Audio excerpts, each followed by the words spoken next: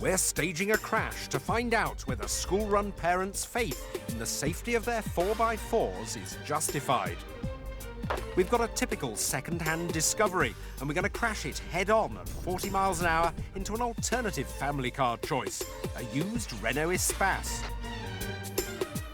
And to make sure we test the cars to the limit, there'll be just a 40% overlap when they hit. That's a harder test because it concentrates the load of the impact on a smaller part of the car's structure.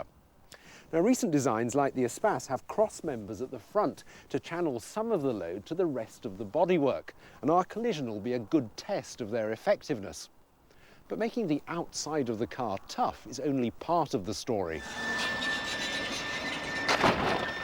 Once you've created a survival space, it's then down to the restraints within the car, things like the airbags and seatbelts, to help cushion the blow. It's also vital that things like the dashboard don't have any sharp edges or bits sticking out. You don't want a face full of aggressive cup holder. To tell us what it's like on board during the crash, we're using some fearless volunteers. This is a Hybrid 3 dummy and costs, wait for it, £100,000.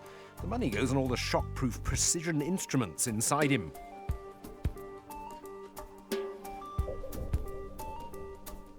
The head's made of aluminium and covered in rubber flesh, and inside it are accelerometers that record the forces the brain would be subjected to in 3 directions.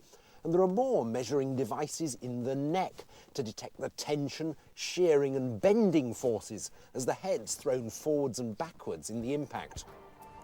In fact, there's an array of measuring devices throughout the body, all collecting data that can be translated into an assessment of likely injuries.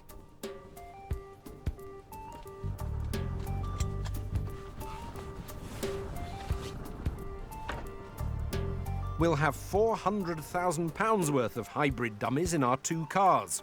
The drivers, and to represent that most precious of all cargoes, crash test dummy children, 1 in each car. Instruments in the child dummies will measure loads on vital areas, like the child's head and chest.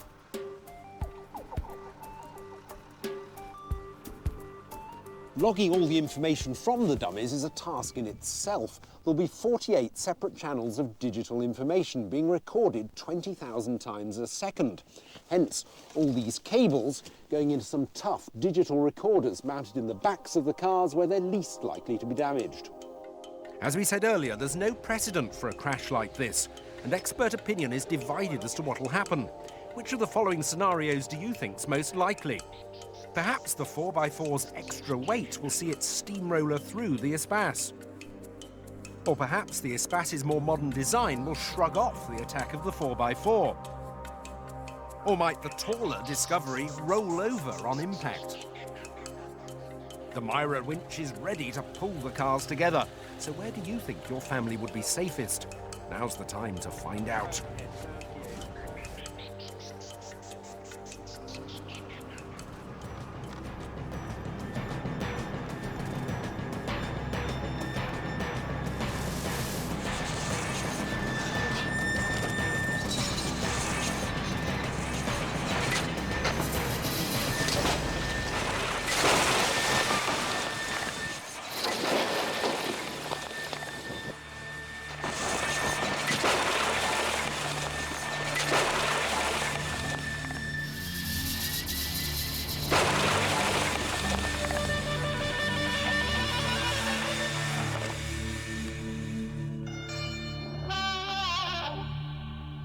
It's carnage. Join us after the break when we'll be picking through the wreckage to find out which car fared better.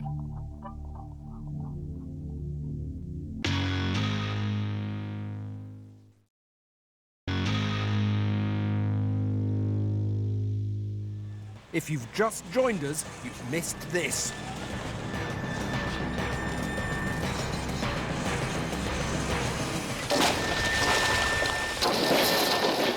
We're on a mission to find out whether a family is guaranteed to be safer in a 4x4 in a crash. Now it's time for the analysis. On first impressions, both cars seem to have suffered horrendous damage, but if you look more closely at the structures, differences begin to emerge. Here on the Espace, this beam here is connected to a crash member. As you can see on the passenger side, it's still relatively intact. But if you move over onto the driver's side, we see it's crushed, absorbing the energy of the impact. And not only has it absorbed the energy, it's also sent it through the A-pillar and along the sills, which has deflected it away from the passenger compartment, which has stayed relatively intact. So it looks as though the driver has had room to survive. But if you look at the Discovery, it's behaved very differently. The chassis on the Discovery is actually stiffer than the Espace. Here's the main chassis member here. But all that hasn't actually helped the occupants inside the car. All it's done is deflect the Espace into the softer bits of the Discovery's bodywork, with the result that the driver has much less room, and it looks as though his chances of survival would be pretty grim, really. Many older 4x4s share this stiff chassis design and might dissipate the crash forces in a similar way. So what could our crash test dummies tell us about the experience on board? Well, the readings from the Espace dummy suggested that the driver would probably have been able to walk away from the wreck, shaken but not seriously harmed. The loadings on the dummy in the 4x4 were more severe, but a last-minute technical fault prevented the airbags firing during the test, making direct comparisons difficult. From the physical intrusion alone, however, there's little doubt that the 4x4 driver would have suffered much more in this collision than the driver of the Espace.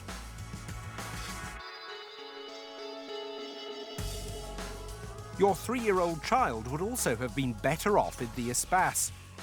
This was probably due to the MPV's ISOFIX child seat mounts, a more rigid system of fixing the seat which offers greater control over the deceleration forces in an impact.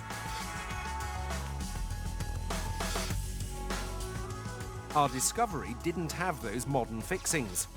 Another demonstration of how you can't assume a 4x4 is guaranteed to be a safer choice for your family. The result of the match is clear.